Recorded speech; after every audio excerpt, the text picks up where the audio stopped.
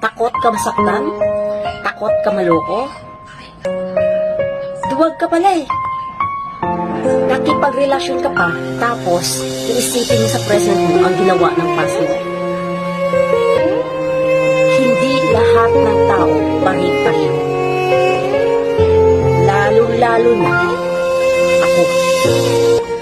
Kung sa panluloko lang, how many times na akong naloko? May pira man o wala, ang lalaki ko, minamahal ko ng totoo. Nakikipagkalas lang ako kapag may babae nang involved dito. Kasi ganun ako. Pinaglalaban ko ang mga taong minamahal ko.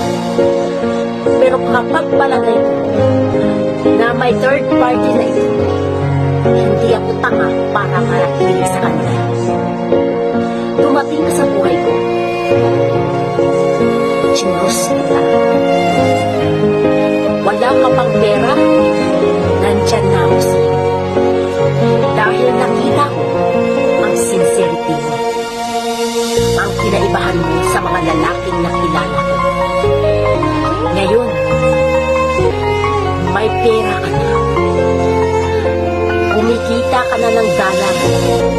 Akala mo kung sino ka na. Hindi partner ang trato mo sa akin. Hindi porket nagbibigay ka.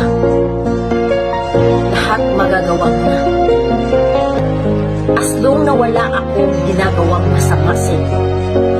As long na minamahal kita ng totoo, hindi pwede sa akin na apak-apakan mo ako.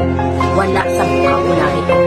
Dahil tandaan ko, natuto na akong mamuhay mula noon na iniwan ako ng asawa. Ang hindi ko lang maintindihan, magpuprovoke ka ng away natin dalawa. Magprovoke ka na ikagagalit ko sa iyo. Pagkatapos, baliwalain mo ako. Sabihin mo, takot kang masaktan. Bakit? Sinong taong gustong masaktan? Walang sino man ang gustong maloko. Ikaw, minsan lang. Ako, maraming beses na.